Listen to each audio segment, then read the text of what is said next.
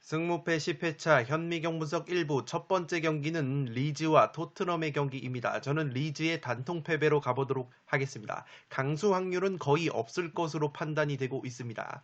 리즈 같은 경우에는 최근에 3연패 수렁에 빠져 있습니다. 직전 리버풀 원정에서도 0대6으로 대패를 당하면서 이 특유의 수비 불안감을 계속해서 노출을 하고 있습니다. 홈과 원정 성적을 비교해 봤을 때 그래도 홈에서 근소하게 성적이 상승이 되는 부분이 있고, 토트넘과의 상대 전적을 보시면 2승 1무 3패로 지난 11월 토트넘 원정에서 1대2 한 골차 패배를 당한 바 있습니다.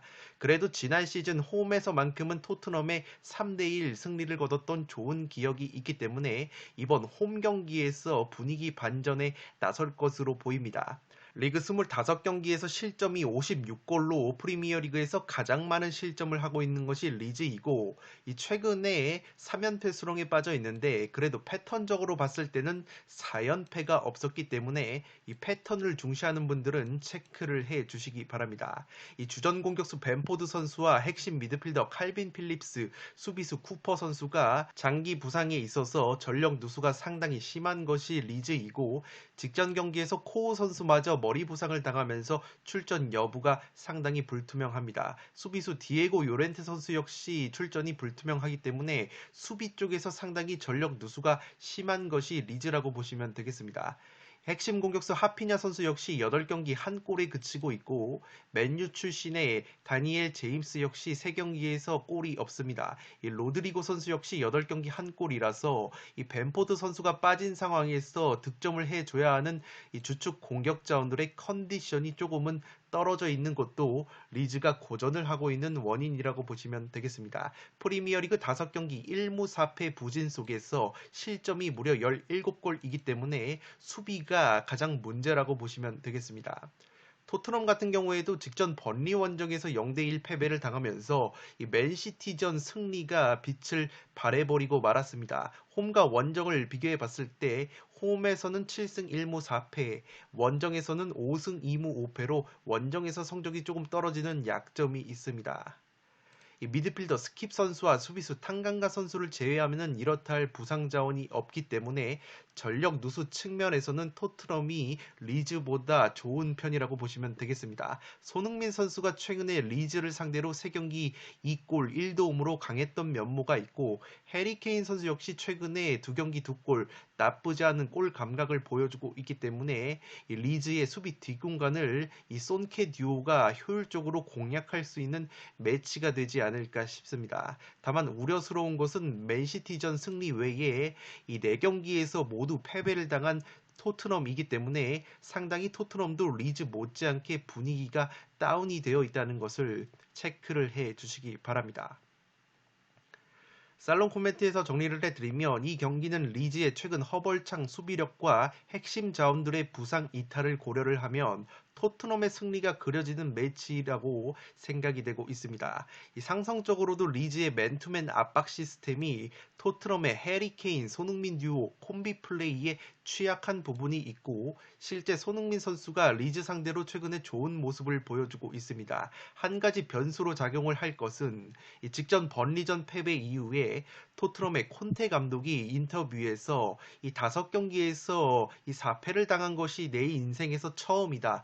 나와 팀에 대해서 재평가가 필요하다고 말을 하면서 이 사퇴를 암시하는 듯한 발언을 했기 때문에 이 팀 분위기에 어떻게 작용을 할지 귀추가 주목이 되고 있습니다. 물론 현지 언론의 보도에 따르면은 토트넘의 수뇌부는 여전히 콘테 감독을 신뢰하고 있고, 콘테 감독이 워낙에 베테랑 감독이다 보니까 선수들을 다잡기 위한 강경 발언이었다고 해석하는 면이 있기 때문에 이러한 콘테 감독의 발언이 각성 효과로 이어진다면 오히려 토트넘 선수단의 이 결속력을 다지는 계기가 될 것으로 생각이 됩니다. 이 토트넘의 중앙 미드필더 조합이 관건으로 보이는데, 이 윙크스 선수가 최근에 콘테 감독 체제에서 중용을 받고 있는데, 윙크스 같은 경우에는 압박이 센 팀들을 상대로 상당히 탈압박 과정에서 고전을 하는 모습이 있기 때문에 만약에 윙크스 선수가 선발로 나온다면 리즈가 자랑하는 이 탄탄한 맨투맨 압박에 상당히 고전을 할 수도 있는 토트넘이라고 보시면 되겠습니다.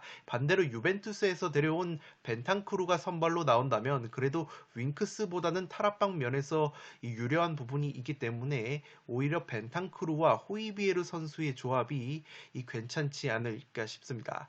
이 토트넘이 최근에 불안한 경기력이지만 현재 리즈의 수비 불안과 전력 누수를 고려를 하면 그래도 토트넘의 손흥민, 해리케인 듀오의 퀄리티 있는 역습 한 방에 기대를 걸어볼 수 있는 매치라고 생각이 됩니다. 1번 경기는 리즈의 단통 패배로 가보도록 하겠습니다. 두 번째 경기는 마요르카와 발렌시아의 경기인데 마요르카의 단통 승리로 가보도록 하겠습니다. 폴더스에 여유가 있으신 분들은 무승부까지 받쳐보실 것을 추천드리도록 하겠습니다. 이 경기 역시 강수 확률은 없을 것으로 판단이 되어지고 있습니다.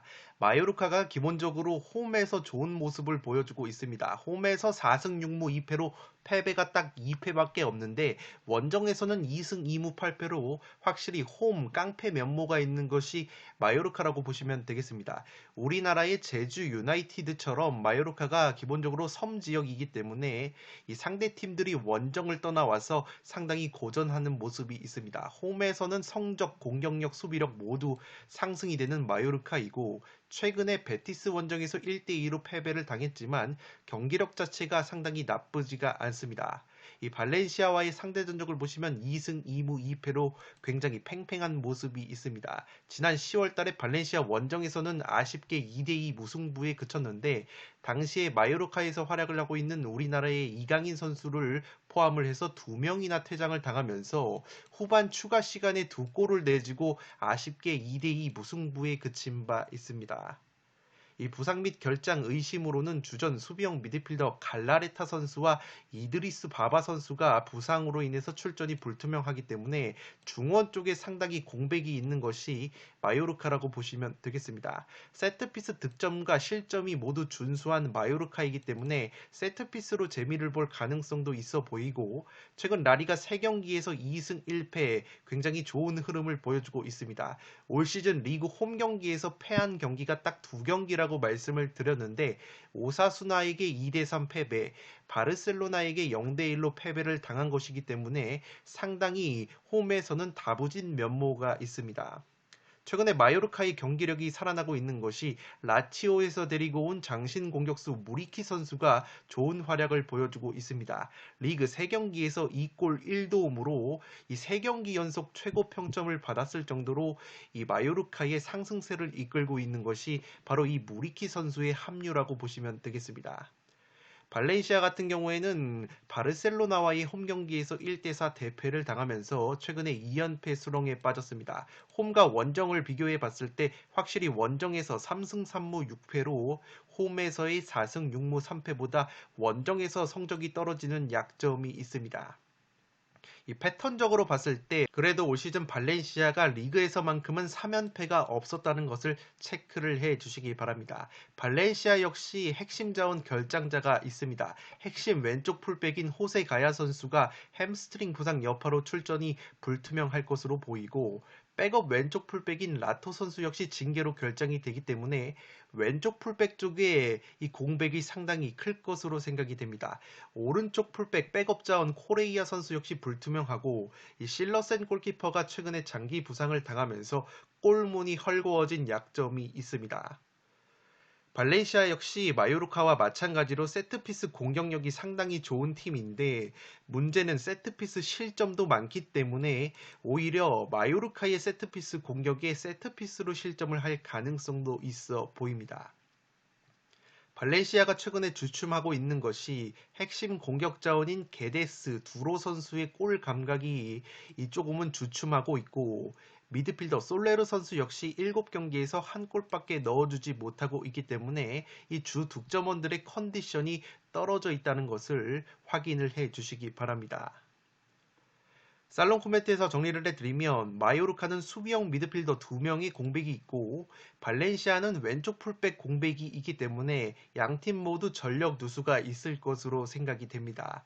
다만 최근 기세는 마요르카가 좋다고 볼 수 있고 그 중심에는 마요르카의 영입생 공격 자원인 무리키 선수가 있습니다.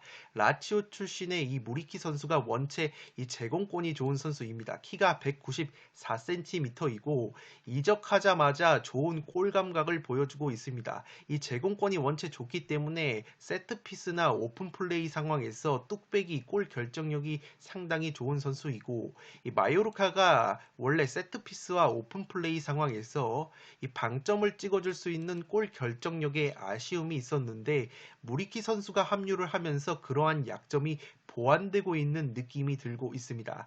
반면에 발렌시아는 핵심 풀백 호세가야 선수의 부상 이탈이 상당히 커 보이고 골키퍼 실러센 선수의 공백도 굉장히 크게 느껴지고 있습니다. 발렌시아가 기본적으로 세트피스 공격력은 좋은데 세트피스 수비력에 약점이 있기 때문에 오히려 세트피스 공수가 나란히 좋은 마요르카가 세트피스에서 웃을 가능성이 있어 보입니다. 기본적으로 마요르카 원정에서 고전하는 라리가 팀들이고 올 시즌 마요르카가 홈에서 패한 경기가 딱 2경기뿐이라는 점에서 이 경기는 마요르카가 홈발을 받을 만한 매치라고 생각이 됩니다. 발렌시아의 주포 공격 자원인 게데스 두로 선수의 컨디션이 주춤하는 모양새가 있기 때문에 지난 1차전 발렌시아 원정에서도 마요르카가 다 잡았던 승리를 막판에 퇴장 변수와 후반 추가 시간 2골 실점으로 승리를 날려버렸기 때문에 이번 경기만큼은 좋은 기세를 이어가면서 홈에서 근소한 신승까지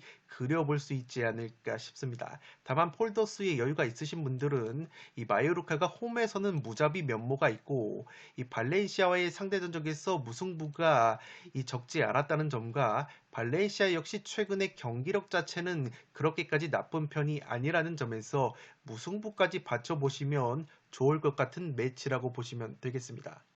3번 경기는 브렌트포드와 뉴캐슬의 경기인데 브렌트포드의 단통 패배로 가보도록 하겠습니다. 폴더스의 여유가 있으신 분들은 무승부 정도까지 받쳐보실 것을 추천드리도록 하겠습니다. 이 경기 역시 강수 확률은 없을 것으로 판단이 되고 있습니다. 브렌트포드 같은 경우에는 최근에 5경기 1무 4패 하락세에 빠져 있습니다. 아스날 원정에서도 1대2로 패배를 당했는데 그나마 홈에서는 원정보다 승리수가 이 2차례나 많기 때문에 홈에서 수비력이 근소하게 상승이 되는 강점이 있습니다. 뉴캐슬과의 상대 전적을 보시면 1승 1무 2패로 조금은 열세인데 지난 11월 뉴캐슬 원정에서는 난타전 끝에 3대3 무승부를 거둔 바 있습니다. 이 부상 및 결장 의심으로는 핵심 공격수 아이반 토니 선수가 최근에 3경기째 결장을 했는데 이 토니 선수 같은 경우에는 출전 가능성이 조금은 더 높아 보입니다. 미드필더 옌센 선수가 불투명하기 때문에 이 토트넘 출신의 플레이메이커 에릭센 선수가 최근에 몸 상태를 끌어올리고 있기 때문에 이 에릭센 선수의 출전 가능성이 있다고 합니다. 세트피스 득점이 상당히 좋은 것이 브렌트포드이기 때문에 세트피스에서의 강점을 살려야지만 최근에 기세를 탄 뉴캐슬을 상대로 좋은 경기를 할 수 있지 않을까 싶습니다. 그런데 공격수 은베모 선수를 비롯해서 측면에 카노스, 헨리 선수가 최근에 공격 포인트가 굉장히 부실하기 때문에 이 토니 선수가 부상에서 돌아온다고 하더라도 이 도와줘야 되는 공격 자원들이 컨디션이 떨어져 있기 때문에 브렌트포드가 또다시 빈공을 보여줄 가능성도 있어 보입니다. 이 프리미어리그 7경기 1무 6패 승리가 없고 무엇보다 공격도 공격이지만 실점이 16골로 수비가 상당히 불안한 면이 있기 때문에 이 수비가 상당히 약점이 됐다고 보시면 되겠습니다. 뉴캐슬 같은 경우에는 최근에 5경기 3승 2무 상승세를 타고 있습니다. 직전 웨스트햄 원정에서도 1대1 무승부를 거뒀는데 이 웨스트햄 원정 1대1 무승부가 상당히 의미가 있는 것이 핵심 측면 자원 생막시망 선수가 부상으로 이탈을 한 상황에서 핵심 측면 수비 자원인 트리피어 선수까지 없는 상황에서 웨스트햄을 상대로도 좋은 경기력을 보여주면서 확실히 뉴캐슬이 에디아우 감독 체제에서 서서히 자리를 잡는 모습을 보여주고 있습니다. 물론 원정 경기에서 1승 4무 6패로 홈에서의 3승 6무 4패보다 확실히 원정에서 고자 느낌이 나는 뉴캐슬이지만 최근의 경기력과 기세를 고려했을 때 뉴캐슬이 브렌트포드보다 상당히 앞서는 부분이 있습니다. 이 공격수 칼럼 윌슨 선수 역시 장기 부상 중에 있지만 최전방에 크리스 우드, 번리 출신의 공격수가 있기 때문에 칼럼 윌슨 자리를 어느 정도 잘 메워주고 있습니다. 이 세트피스 실점이 7골로 많기 때문에 브랜트포드가 자랑하는 세트피스 공격에 실점을 할 가능성도 있어 보이지만 뉴캐슬이 그래도 브라이튼 출신의 이 장신 수비수 이 댄번 선수를 영입을 하면서 수비가 조금은 안정감을 찾고 있기 때문에 그러한 댄번 선수의 활약에 기대를 걸어봄직한 매치라고 보시면 되겠습니다. 살롱 코멘트에서 정리를 해드리며 브랜트포드의 공격수 아이반 토니 선수의 출전 여부가 관건으로 보여집니다. 현지 기사 보도에 따르면 토니 선수의 복귀 가능성이 상당히 높아 보이는 매치이고 여기에 브랜트포드가 중원에서 한방 킬러 패스를 넣어줄 수 있는 이 토트넘 출신의 에릭센이라는 미드필더가 최근에 몸 상태를 끌어올려서 이번 경기 출전 가능성이 있다고 하기 때문에 만약에 최전방에 토니와 더불어서 에릭센까지 들어온다면 이 두 선수가 의외의 번뜩이는 이 콤비 플레이 한 방을 보여줄 수도 있지 않을까 싶습니다. 뉴캐슬 같은 경우에는 공격 쪽에서 전력 누수가 매우 커 보이는 매치입니다. 물론 직전 경기에서 에이스 생 막시망 선수 없이 웨스트햄 원정에서도 좋은 경기력을 보여주면서 무승부를 일궈낸 뉴캐슬인데 확실히 경기력과 상승세를 고려하면 전력 누수에도 불구하고 뉴캐슬의 승리 구미가 당기는 매치라고 보여집니다. 다만 브랜트포드가 공격 자원들의 복귀 가능성이 높다고 말씀을 드렸고 브랜트포드 역시 최근에 경기력이 조금 살아난 모습이기 때문에 폴더스의 여유가 있으신 분들은 무승부 정도를 받쳐보면서 안정적으로 갈 만한 매치라고 생각이 됩니다. 3번 경기는 브랜트포드의 단통 패배로 가는데 폴더스의 여유가 있으신 분들은 브랜트포드 사이드도 받쳐보실 것을 추천드리도록 하겠습니다. 4번 경기는 브라이튼과 아스톤 빌라의 경기인데 승패 투폴로 갈라보도록 하겠습니다. 브라이튼 같은 경우에는 직전 번리와의 홈 경기에서 0대3으로 완패를 당하면서 2연패 하락세에 빠져 있습니다. 홈과 원정 성적을 비교해 봤을 때 무승부가 상당히 많은 특징이 있습니다.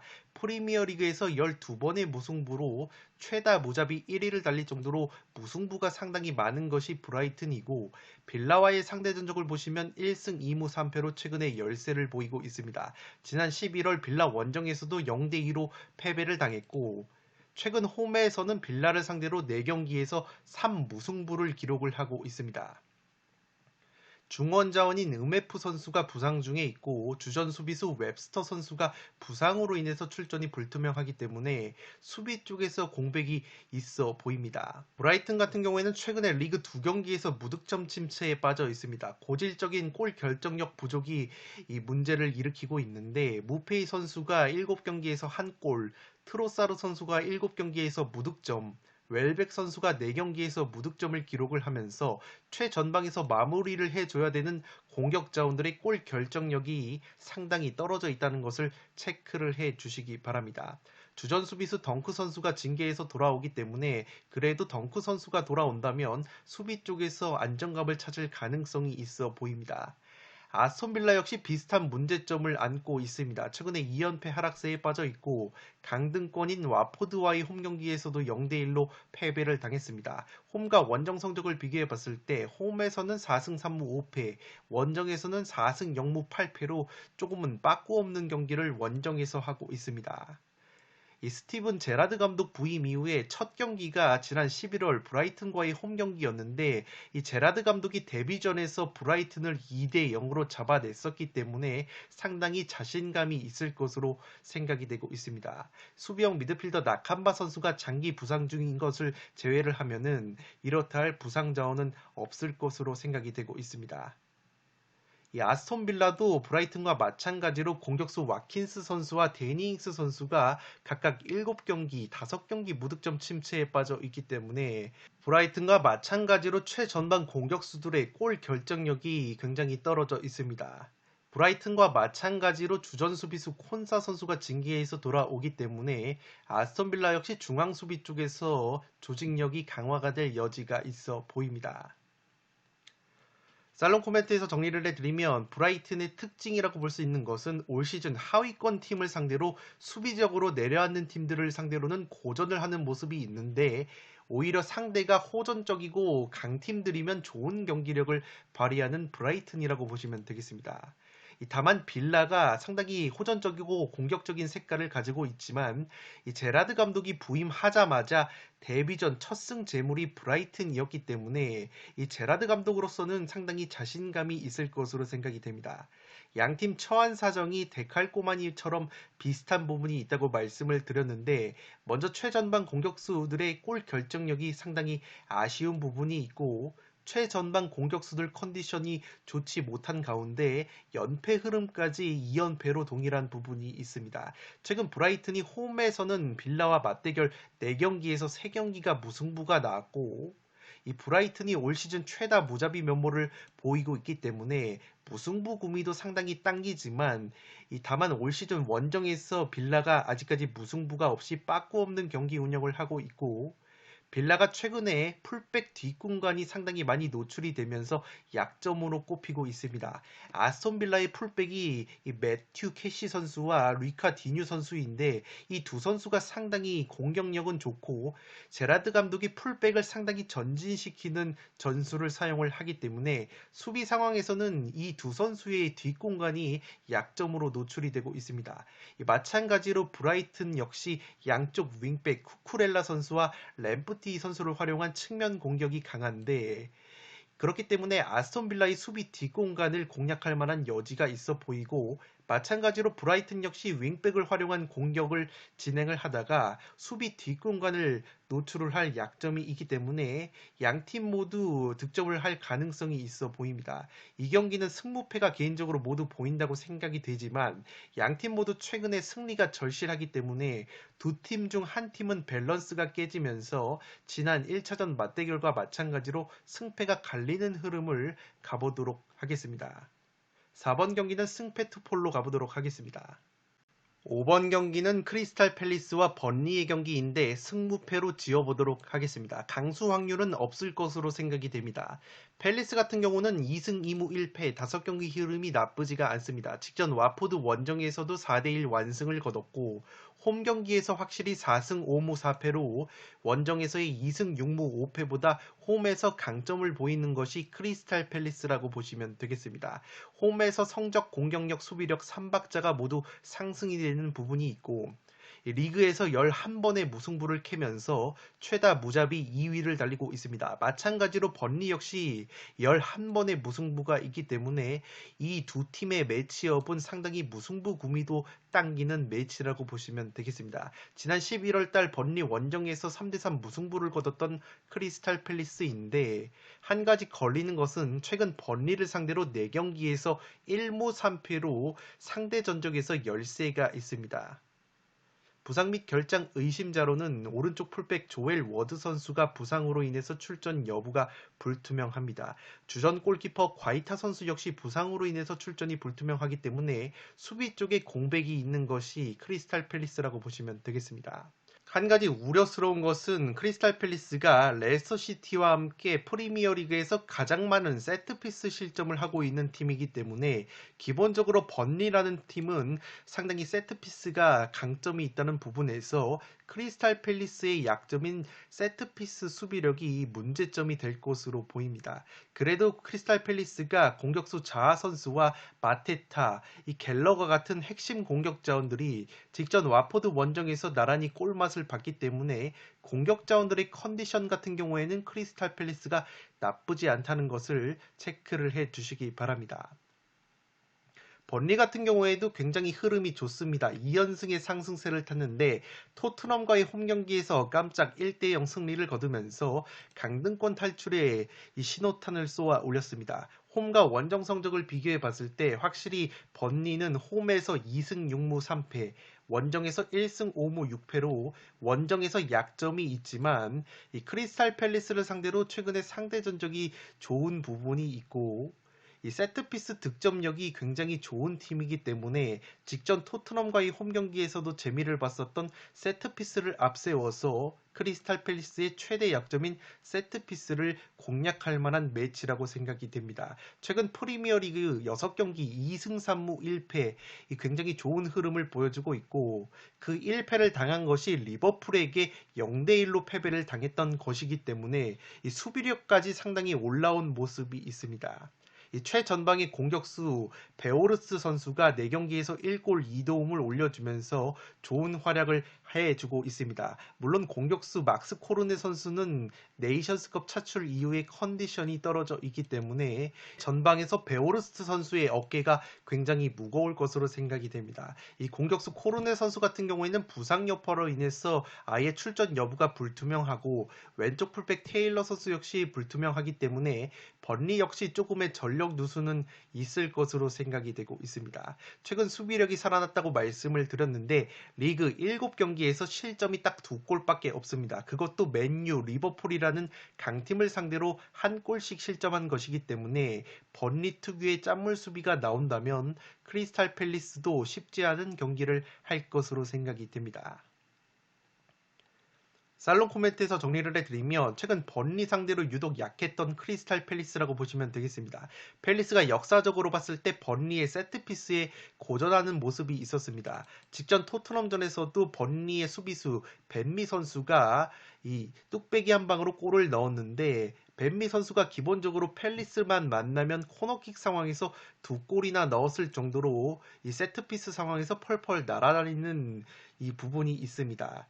올 시즌 비에이라 감독 체제에서도 크리스탈 팰리스가 세트피스 실점이 프리미어리그에서 가장 많은 팀이라고 말씀을 드렸고 직전 와포드전에서도 4대1 대승을 거뒀지만 한 골을 실점한 것도 코너킥 상황에서 시소코 선수의 헤딩에 의해서 실점을 한 것이기 때문에 번리를 상대로도 그러한 실점 장면이 연출이 되지 않을까 싶습니다.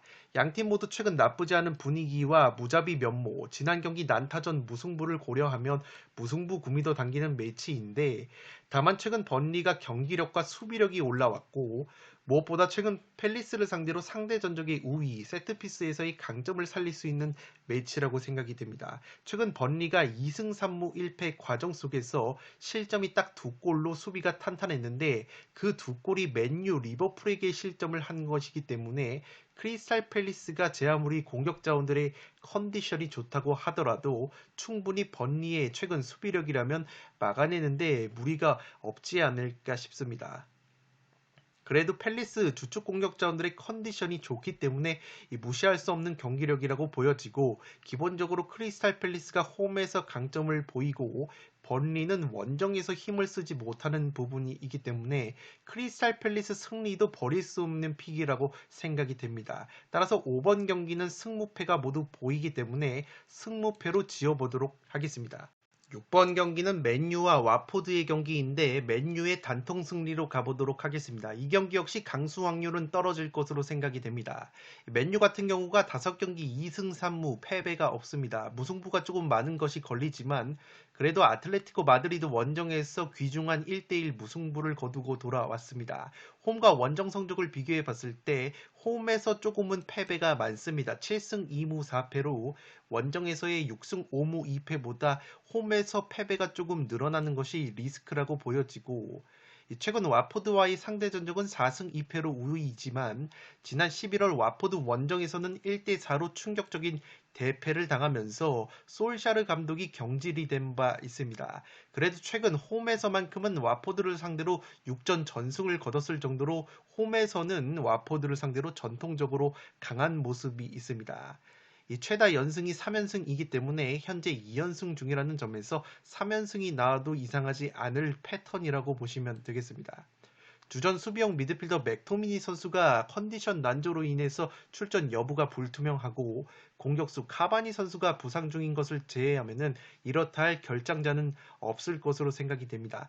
맨유가 올 시즌 코너킥 세트피스 상황에서 한 골도 없었는데 그래도 맨유의 수비수 맥과이어 선수가 최근에 코너킥 상황에서 리즈를 상대로 골을 기록을 하면서 물골을 텄기 때문에 세트피스에서도 맨유가 어떤 공격력을 보여줄지 귀추가 주목이 되고 있습니다.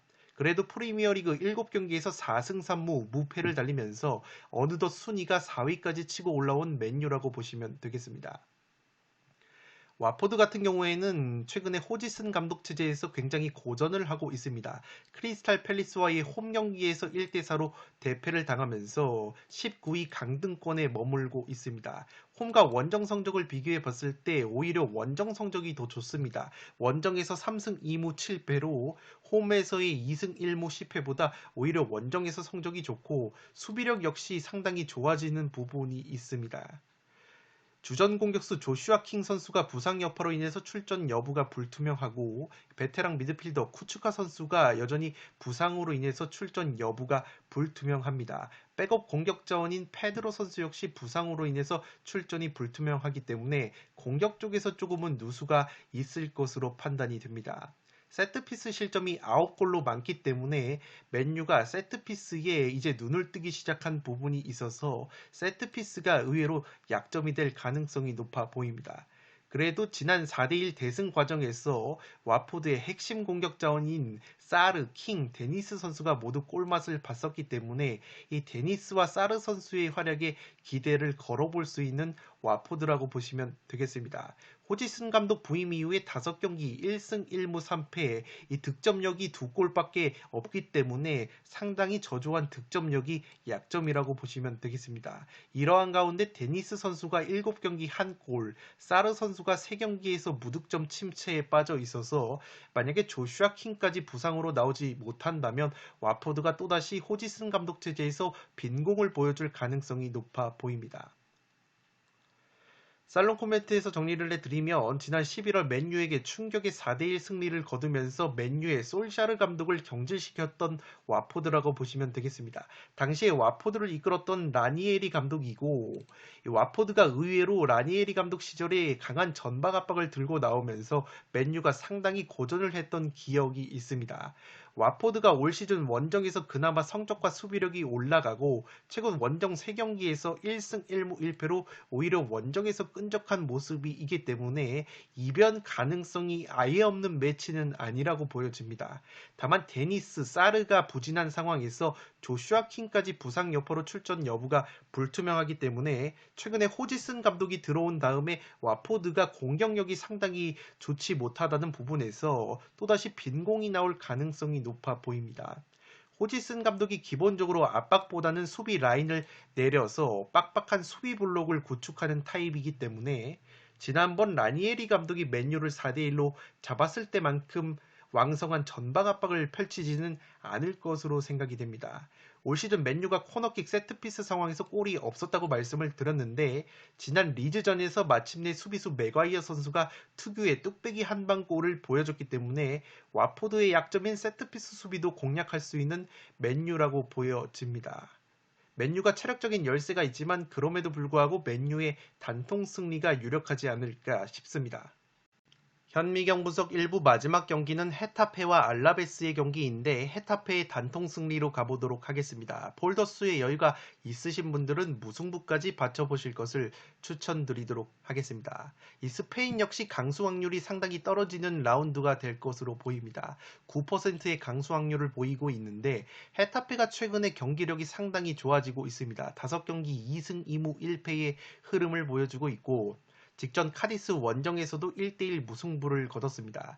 홈과 원정에서 상당히 온도차가 심한 것이 헤타페인데 홈에서 6승 2무 4패 다부진 면모를 보여주고 원정에서는 0승 6무 7패로 원정 고자 느낌이 나고 있기 때문에 헤타페가 홈에서 상당히 좋은 경기력을 보여줄 것으로 생각이 됩니다. 공격력이 3배 가까이 증가가 되는 홈 헤타페이고 알라베스와의 상대 전적이 상당히 특징적인 것이 최근 6경기에서 무려 5번이 무승부가 나왔고 5연속 무승부가 나오고 있습니다. 지난 11월 알라베스 원정에서도 1대1 무승부를 거뒀던 헤타페이기 때문에 폴더스에 여유가 있다면 무승부도 가져가고 싶은 매치라고 보시면 되겠습니다. 이 최다 2연무 패턴이 있기 때문에 현재 1무 중이라는 점에서 또다시 무승부가 나와도 이상하지 않을 패턴이라고 보시면 되겠고 헤타페는 주전 왼쪽 풀백 올리베라 선수가 부상 여파로 불투명하고 주전 미드필더 알레냐 선수가 불투명하다는 소식이 있는데 이 두 선수 같은 경우에는 출전 가능성도 조금은 있어 보입니다. 최근에 헤타페가 상승세를 타고 있는 것이 로마에서 데리고 온 공격수 마요랄 선수가 헤타페 입성 이후에 5경기 3골 1도움 맹활약을 해주고 있습니다. 공격수 에네스 위날이라는 공격수가 최근 6경기 6골 제 몫을 톡톡히 해주면서 헤타페의 약점으로 꼽혔던 최전방 골 결정력이 살아나고 있는 것이 헤타페의 상승세의 이유라고 보시면 되겠습니다. 알라베스 같은 경우에는 최근 5경기 1승 4패 좋지 못한 흐름을 보여주고 있습니다. 직전 레알 마드리드 원정에서도 무기력하게 0대3 완패를 당했고 홈에서는 4승 3무 6패로 다부진 모습이 있지만 원정만 가면은 1승 2무 9패 원정고자 느낌이 큰 알라베스이기 때문에 최근에 기세를 탄 헤타페 원정에서 승리는 어려워 보이지 않나 싶습니다. 특히 약점인 것이 리그에서 19골밖에 넣지 못해서 이 빈 공을 보여주는 최소 득점 1위 팀이라는 것을 체크를 해 주시기 바랍니다. 그래도 주전급 부상 자원이 없기 때문에 최근에 주포 공격 자원 호셀루 선수가 고군분투를 하고 있다는 점에서 호셀루 선수의 한 방이 또다시 나와준다면 헤타페와 특유의 무자비 매치업 상대 전적을 이어갈 가능성도 있어 보입니다. 알라베스가 라리가에서 제공권이 이 탑에 속하는데 의외로 세트피스 실점이 많은 것도 이 약점이라고 보시면 되겠습니다. 19골을 총 넣었다고 말씀을 드렸는데 그 중에서 12골을 호셀루가 넣었기 때문에 호셀루가 침묵을 하는 날에는 알라베스가 무득점에 그치는 경기가 상당히 많다고 보시면 되겠습니다. 살롱 코멘트에서 정리를 해드리면 최근 경기력과 상승세를 고려하면 헤타페 승리 가능성이 더 높아 보이는 것이 사실이라고 보여집니다. 다만 이상하게 두 팀이 만나기만 하면 무승부를 캐고 있고 최근 맞대결에서 무려 5연속 무승부가 나오고 있는 매치업이기 때문에 개인적으로 6연속 무승부가 나와도 이상하지 않은 매치업이라고 생각이 됩니다. 헤타페가 올 시즌 약점이 최전방 골 결정력이었는데 NS 위날과 이 로마에서 데리고 온 마요랄이라는 이 공격수가 맹활약을 최근에 해주고 있기 때문에 헤타페가 약점이었던 공격력까지 보완이 되고 있습니다. 반면에 알라베스는 여전히 호셀루 선수 혼자 독박 공격을 하고 있고 그래도 호셀루가 페널티킥이든 뭐로든 꾸준히 한 골씩을 넣어주고 있기 때문에 호셀루 선수의 한 방이 터져준다면 무승부가 최대치이지 않을까 싶습니다. 알라베스가 최근에 에이바르 출신의 감독 맨딜리바르라는 감독이 부임을 하면서 기존보다 상당히 압박 라인이 올라간 부분이 있습니다. 맨딜리바르 감독이 과거 에이바르 시절에도 강등권을 전전했어도 에이바르가 특유의 전방 압박 칼날을 버리지 않았던 팀이기 때문에 알라베스도 오히려 최근에 이 하위권 팀임에도 불구하고 전방 압박을 적극적으로 가져가는 부분이 있습니다.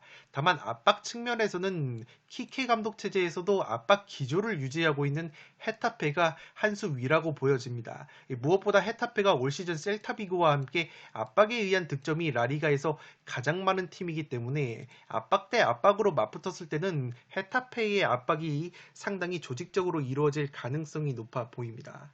홈에서 성적이 급상승하는 헤타페이고 원정고자 면모가 짙은 알라베스이기 때문에 승무 투폴이면 패스할 수 있는 경기라고 생각이 됩니다. 저는 헤타페의 단통 승리로 갔는데 여유가 있으신 분들은 무승부까지 가져가 보실 것을 추천드리도록 하겠습니다. 네, 이것으로 승무패 10회차 현미경분석 1부를 모두 마치도록 하겠습니다. 저는 연이어서 2부를 촬영을 해서 구독자 여러분들의 흐름이 끊기지 않도록 연이어서 2부를 촬영을 해서 업로드를 해드리겠습니다. 영상이 도움이 되셨다면 좋아요와 구독 버튼을 눌러주시면 풋볼살롱 채널에 크나큰 힘이 됩니다. 구독 버튼 옆에 종 모양의 알림 설정을 해주시면 그 누구보다 빠르게 양질의 축구 승무패 프로토 관련 분석 컨텐츠를 만나보실 수 있습니다. 지금까지 풋볼살롱이었습니다. 감사합니다.